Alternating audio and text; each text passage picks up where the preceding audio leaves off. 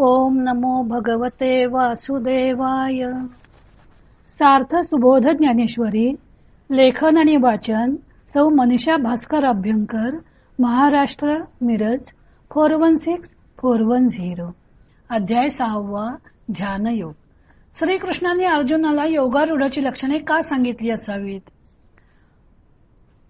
ओव्या आहेत 112 ते 115. योगारूढाची लक्षणे सांगून झाल्यावर ज्ञानदेवानं वाटत आहे की भगवंतांनी अर्जुनाला योगारूढाची लक्षणे सांगण्याची आवश्यकताच काय असावी, त्याचे काय कारण असावे ते आता ज्ञानदेव सांगत आहेत. म्हणून असो हे वानणे, सांगो नेणे कवणाची लक्षणे, दावावी मिशे येणे का बोलिलो ते. म्हणून हे वर्णन करणे पुरे. या संतांची लक्षणे सांगण्याच्या निमित्ताने देवाने कोणाची लक्षणे सांगितली व ती का सांगितली हे मला सांगता येत नाही. ऐके द्वैताचा ठाबोची फेडी, ते ब्रह्मविद्या किजेल उघडी, तरी अर्जुना पढिये हे गोडी, नासेल हन. पण मला असे वाटते की ऐक, द्वैताचा ठाव ठिकाणा नाहीसा करणारे असे जे आत्मज्ञान ते उघड उघड व्यक्त केले तर अर्जुन मला आवडतो ही प्रेमाची गोडी खरोखर नाहीशी होईल. म्हणून ते तैसे बोलणे, नव्हे सपातळ आड लावणे, केले मनची वेगळ वाणे भोगावया.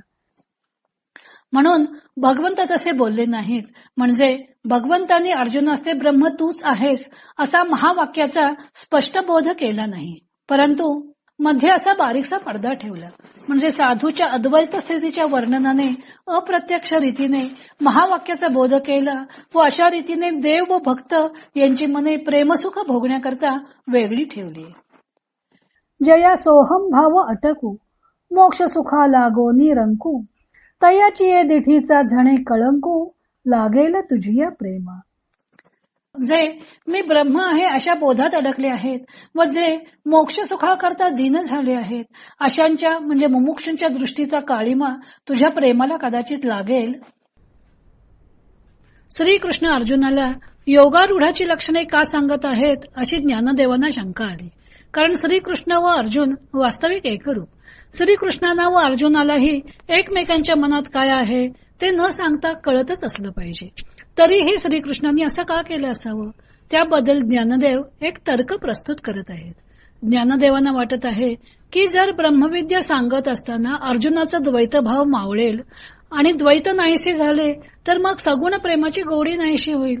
म्हणून त्यांनी योगारूढाची लक्षणं अर्जुनाला सांगून नव्हे सपातळ आड लावणे, द्वैताचा पातळ पडदा ठेवला, ते केवळ द्वैतातील सगुण भक्तीचा भोग घेण्यासाठी. इथे भगवंतानच पार्थाची आवडी आहे. अर्जुन जर ऐक्य पावला तर ही जी भक्ताशी संवाद साधण्यात गोडी आहे ती नाहीशी होईल. भक्ताचे प्रेमसुख भोगण्यासाठी मने थोडी वेगळी असावी लागतात. हा देव हा भक्त असा वेगळापणा असेल तरच हे शक्य होतं. म्हणून श्रीकृष्णांनी हे थोडे द्वैत बाकी ठेवले असावे असे ज्ञानदेवांना वाटतं. भक्ताला भगवंताच्या प्रेमसुखाची गोडी वाटणे स्वाभाविक आहे, पण इथे ज्ञानदेवांच्या श्रीकृष्णांनाच भक्ताच्या प्रेमाची गोडी लागलेली आहे. पुढे त्यांनी दुसरी एक कल्पना केली आहे, ती हृदय आहे. ज्ञानदेव म्हणतात की सर्वसाधारणपणे साधकांचे ध्येय एकच असते, ते म्हणजे जीव ब्रह्मैक्य अनुभवणे. त्यासाठी ते सोहम ध्यान करत असतात. पण सहा अहम तोच मी आहे या ध्यानात सुद्धा तो आणि मी हा वेगळेपणा शिल्लक राहतो, तोच अडथळा असतो. त्यामुळे त्या साधकांना जीव ब्रह्मैक्याची म्हणजेच मोक्षाची प्राप्ती होत नाही. आणि जर पार्थाला ते जीव ब्रह्मैक्य प्राप्त झाले तर त्या साधकांची दृष्ट पार्थाला लागेल अशी त्यांनी कल्पना केली आहे. दृष्ट लागणे हा आपल्या समाजातील एक मान्यता पावलेला समज आहे. तान्हबाळ रडायला लागलं की लगेच आई त्याची इडापिडा टळो असं म्हणून दृष्ट काढते. कोणत्या अदृश्य अशा वाईट शक्तीचा प्रभाव असेल तर तो जळून जाऊन आपले बाळ सुखरूप राहू दे अशी तिची मनोकामना असते. श्रीकृष्ण सुद्धा मातृस्वरूप आहेत.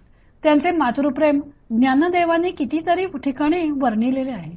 ही श्रीकृष्ण माता सुद्धा आपल्या भक्ताला कोणाची दृष्ट लागू नये म्हणून थोडा द्वैताचा आडपडदा शिल्लक ठेवत आहे. सोहम भाव अटक, अटक म्हणजे अडथळा. जीव ब्रह्मैक्याचे ज्ञान होण्यासाठी सोहम भावाचाच अडथळा असतो असं ज्ञानदेव म्हणतात. ज्ञानदेवांच्या मते अज्ञान हे मुळात नाहीच, त्यामुळे ज्ञानही नाही. ज्ञान किंवा अज्ञान हे परस्पर सापेक्ष आहेत आहे ते केवळ ज्ञान किंवा ज्ञान मात्र. पण जीव आपण अज्ञानी आहोत असे स्वप्न पाहतो. ते अज्ञान दूर करण्याकरता साधनानुष्ठान करतो. स्थूल देहात सुरू केलेले साधन 4 वाणींच्या सहाय्यानं महाकारण देहापर्यंत पोहोचते.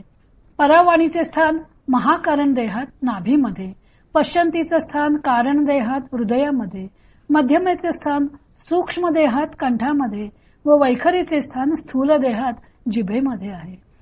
स्थूल देहामध्ये सुरू केलेले साधन जेव्हा महाकारण देहापर्यंत पोहोचते त्यावेळी साधक खडबडून जागा होतो व पूर्वी तो जे जीवोहम म्हणत होता ते आता शिवोहम असे म्हणू लागतो.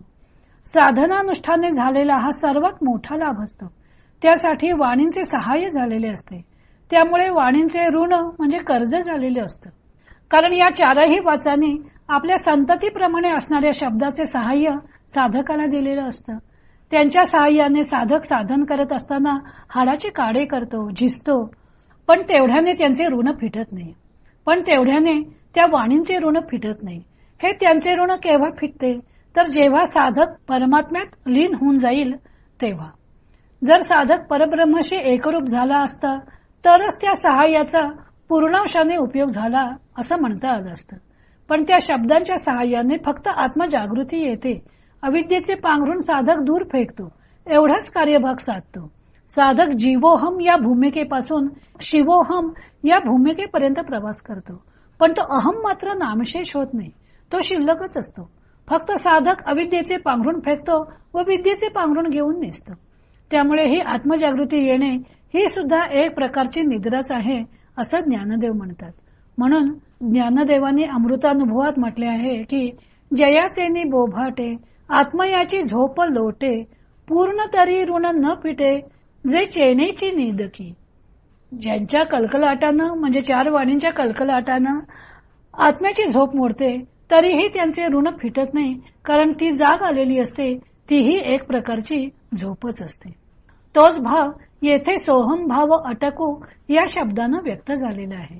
कारण अहम जोपर्यंत मावळत नाही तोपर्यंत जीव ब्रह्मैक्य दुरापास्त आहे.